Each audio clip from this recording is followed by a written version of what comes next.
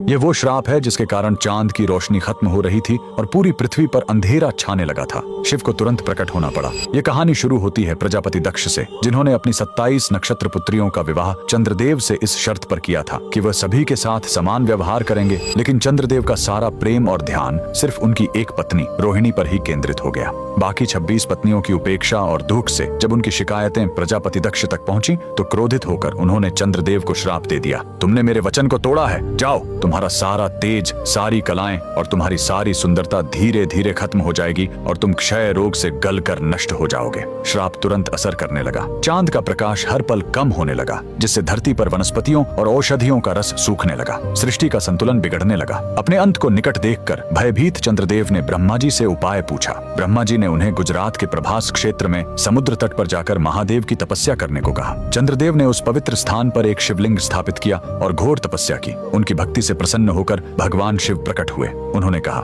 मैं दक्ष के श्राप को पूरी तरह खत्म तो नहीं कर सकता, लेकिन उसका प्रभाव कम कर सकता हूँ। शिव ने वरदान दिया, तुम कृष्ण पक्ष में 15 दिन क्षीण होगे, लेकिन शुक्ल पक्ष में 15 दिन फिर से पूर्ण हो जाओगे। उन्होंने चंद्र को अपने मस्तक पर धारण कर लिया और चंद्रशेखर कहलाए। और जिस ज्योतिर्लिंग की चंद्र ने पूजा की थी वो सोमनाथ, सोम यानी चंद्र के नाथ के नाम से प्रसिद्ध हुआ। और यही सोमनाथ मंदिर भारत का पहला ज्योतिर्लिंग आज भी गुजरात के वेरावल में उसी समुद्र तट पर शान से खड़ा है, जहाँ चंद्रदेव ने श्राप से मुक्ति पाई थी। लेकिन रुकिए, इस मंदिर का एक और रहस्य है। यहाँ मौजूद बाण स्तंभ यह बताता है कि यहाँ से लेकर दक्षिणी ध्रुव तक समुद्र के रास्ते में कोई जमीन नहीं है। भगवान शिव के भक्त कमेंट में हर हर महादेव जरूर लिखें।